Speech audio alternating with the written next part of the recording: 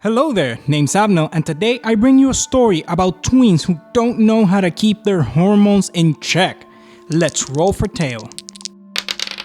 This story takes place years into my D&D career. I was 19 at the time and had really hit my stride as a player and understanding basic table etiquette. The cast is as follows. DM, a good guy. It was his first campaign, so he was learning the DM side of things, but I always had fun and he was always doing his best.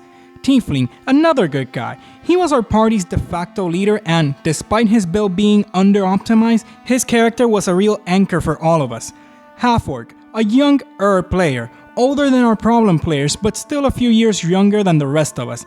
Actually super knowledgeable about the game and just a good kid all around.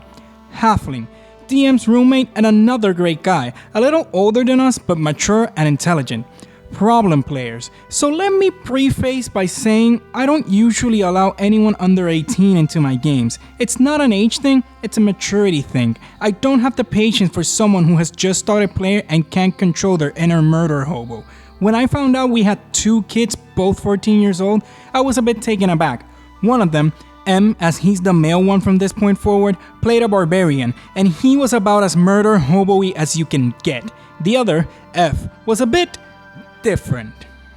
So I joined the group in winter last year and played my first session with Tiefling, Half-Orc, and a wizard who left not long after.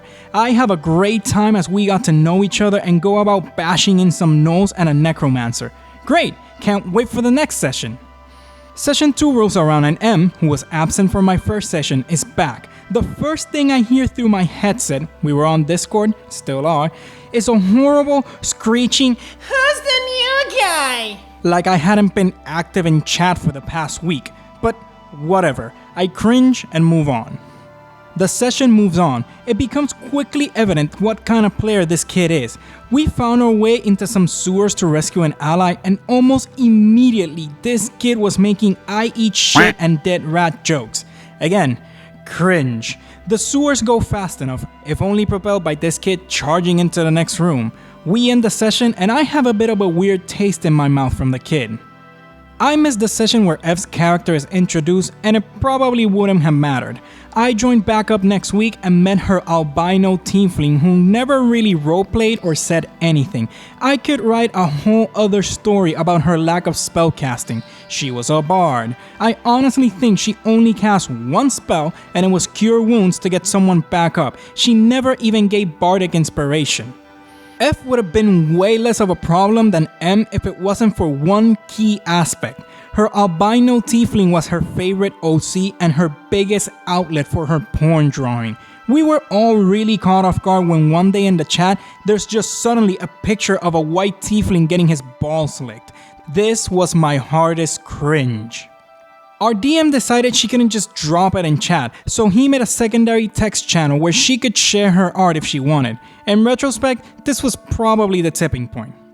See, with all the horny, haha, tiefling pun art going around, M was very quickly intrigued. Now, of course the young teenage boy was gonna get interested in the provocative art of a teenage girl he met at a D&D game, which wouldn't have been horrible if it didn't affect us. The chat channels become a constant flood of their messages to each other. Now, they weren't too bad in a sexual sense. No graphic descriptions of lewd acts or anything like that. It was more like the desperate texts young men send when they're trying to show a girl they like them but are too scared to just say it. I would love to say this part was quickly dealt with, but it wouldn't stop until both players have been kicked.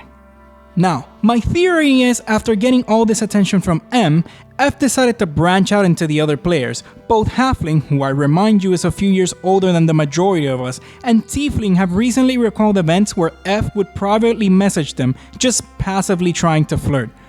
We were all, unaware to each other, getting fed up with these kids. They were turning our D&D server into their prepubescent horniness chat.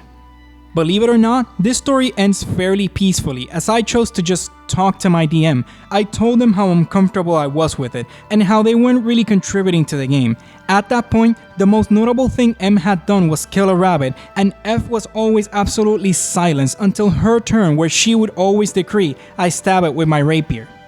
He was understanding and similarly frustrated. The next session they were gone and we haven't spoken about them much. DM was a permissive guy, but once he knew people weren't enjoying themselves, he laid down the law. Apparently, they both still message Tiefling. Poor guy. The end. One thing to remember here is that there's also older players that can be immature, just like there's younger players that can be mature.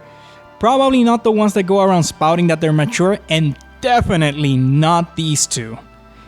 Click that like button if you liked the video, subscribe if you really liked it, and I'll see y'all on the next one.